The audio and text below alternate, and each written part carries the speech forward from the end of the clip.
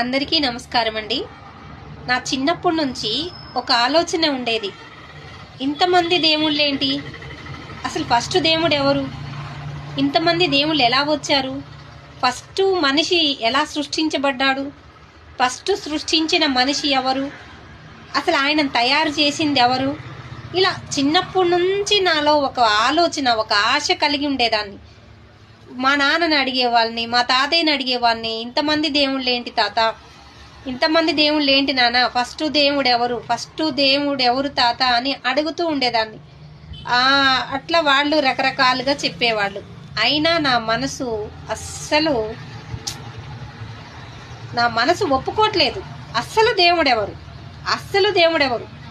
నాన్న వాళ్ళు ఏదో చెప్పారు, తాతయ్య వాళ్ళు ఏదో చెప్పారు, అయినా కానీ నా మనసు అస్సలు ఒప్పుకోవట్లేదు. అసలు దేవుడు ఎవరు? సృష్టికర్త ఎవరు? మనుషుల్ని పుట్టించింది ఎవరు?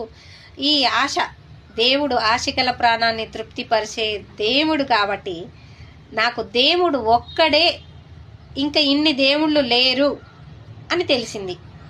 అది ఎలాగంటే మనం ఆశపడి ఉండాలి. అసలు దేవుడు ఎవరు?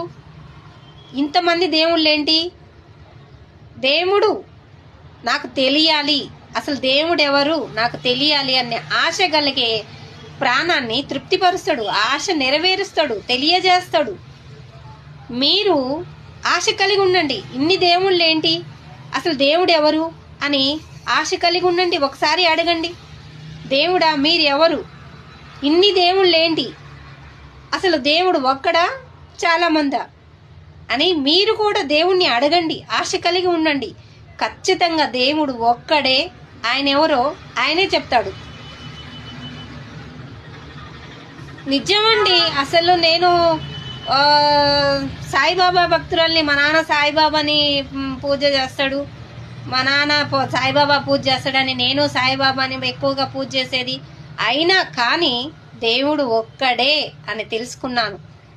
సాయిబాబాని పూజలు చేసినా, అన్ని తిరుపతిలో కాళేశ్వరం 14-15 జిల్లాలు తిరిగినా, శ్రీశైలం, తిరుపతి, ఎన్ని గుళ్ళు ఉన్నాయో, ఎన్ని దేశాలు ఉన్నాయో అన్నీ తిరిగినాం. అయినా కానీ నాలో ఉన్న ఒక ఆశ, ఫస్ట్ దేవుడు ఎవరు? అసలు దేవుడు ఇంతమందా? అసలు దేవుడు ఎవరు? ఈ ఆశ నాలో నెరవేర్చిండు దేవుడు ఒక్కడే అని. మీరు ఆశ కలిగి ఉండండి. ఇన్ని దేవుళ్ళు ఏంటి, అసలు దేవుడు ఎవరు? ఆశ కలిగి ఉండండి, తృప్తిపరుస్తాడు. God bless you. చల్లగా ఉండండి.